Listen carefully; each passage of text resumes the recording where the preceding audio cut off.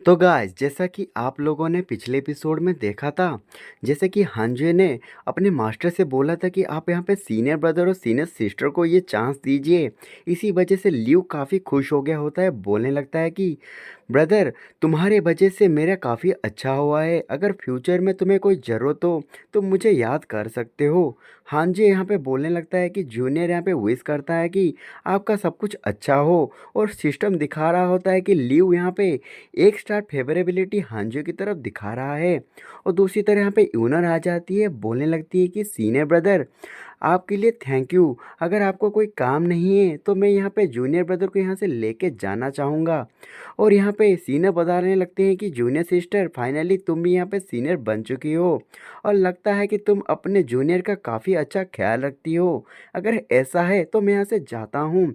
और वो हांजियो को एक अलग ही नज़र से देख के जा रहा होता है, क्योंकि उसे लग रहा होता है कि यूनर और हांजियो के बीच में कुछ तो चल रहा है। और यहाँ से जैसे ही जाता है, यूनर बताने लगती है कि तुम यहाँ पे हमेशा बैठ के कल्टीवेशन करते रहते हो, तुमने सेट के कोई भी मिशन नहीं लिए।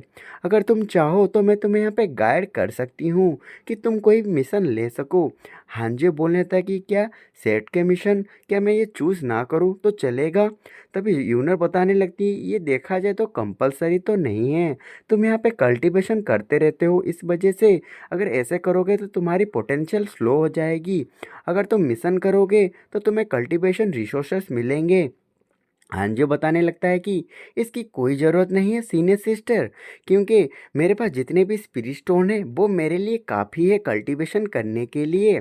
और दूसरी तरफ वो बता रही होती है कि मिशन करोगे तो तुम इसमें काफ़ी सारे कंट्रीब्यूशन पॉइंट भी पाओगे, जिसे तुम एक्सचेंज करके काफ़ी सारे पिल और दूसरी चीज़ें ले सकते हो। तभी हांजो बताने लगता है कि मुझे डर लगता है कि मैं मर ना जाऊँ, इसके लिए थैंक यू। तभी यूनर बताने लगती है कि कल्टीवेटर होके तुम्हें डर लगता है डेथ से। तभी हांजी बताने लगता है कि जूनियर सिस्टर, सीनियर सिस्टर, अगर आपको यहाँ पे डेथ से डर नहीं लगता तो आप कल्टीवेशन क्यों कर रही है?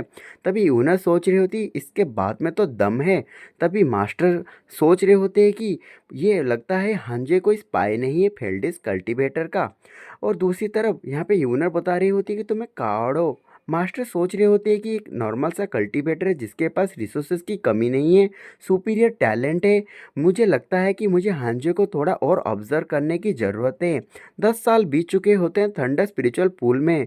तभी हांजे को कोई बोल रहा होता है कि ब्रैट, मुझे बताओ, ये सब मेरे माइंड में कुछ है, मुझे एक्सप्लेन करो। तुम यहाँ पे पहले जीनियस कहलाए जाते थे, काफ़ी टाइम से कल्टीवेट कर रहे हो, लेकिन तुम थर्ड लेवल के फाउंडेशन एस्टेब्लिश रिलम में इतने सालों से हो, इसकी वजह क्या है?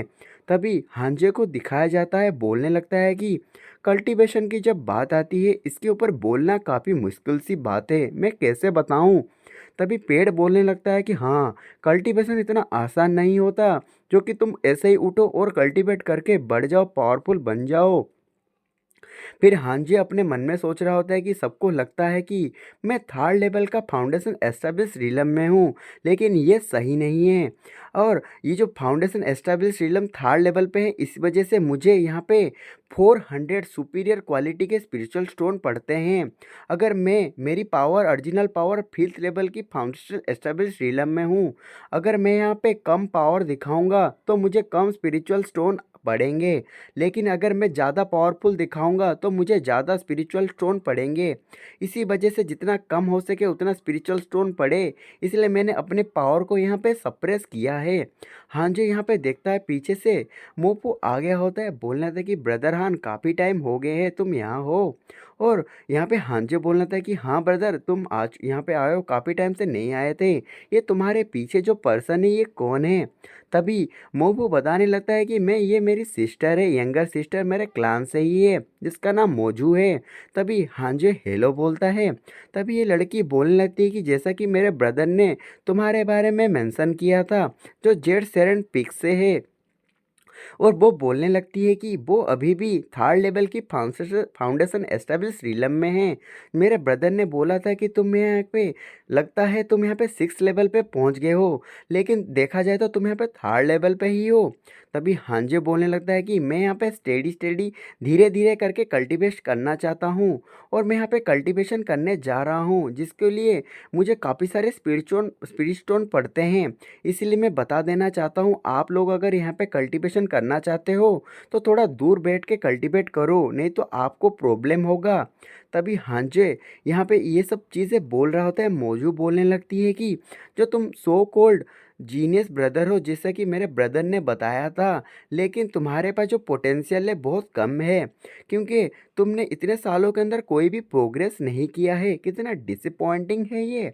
और बोलने लगती है कि मेरे तरफ देखो, 10 साल के अंदर ही मैंने 2 लेवल ब्रेक थ्रू कर लिया है। और बिग ब्रदर देखो मेरी पावर को, वो अपनी थंडर पावर को निकाल रही होती है। सडनली कुछ होता है, उसकी जो चारों तरफ की जो सराउंडिंग की किवाई होती है हांजे की तरफ बढ़ने लगती है। इसे देख के मोपू और मोजू दोनों ही पागल हो रहे होते हैं। इतनी स्पीड की जो स्पीड होती है ऑब्जर्वेशन की, इसे देख के वो सोच रहा होता है कि मेरी लेवल 9th लेवल की फाउंडेशन एस्टेब्लिश रीलम में फिर भी मेरे स्पीड से भी ज़्यादा यहाँ पे हांजे स्पीड से कल्टीवेट कर पा रहा है। उसकी बहन पूछ रही होती है कि वो कौन सी टेक्निक यूज करता है, कौन सी टेक्निक कल्टीवेट करता है। यहाँ पे मोपू बताने लगता है कि लगता है उसकी कल्टीवेशन पोटेंशियल के लिए ऐसा हो रहा है। मोजू बोलने लगती है कि अगर ऐसा है तो इतने सालों के अंदर हांजे ने यहाँ पे उसकी कल्टीवेशन बढ़ी क्यों नहीं है। तभी मोपू बताने लगता है कि मुझे लगता है कि हांजे ने कोई सप्रेसिंग टेक्निक यूज किया है, जिस वजह से वो अपनी कल्टीवेशन को यहाँ पे छुपा पा रहा है।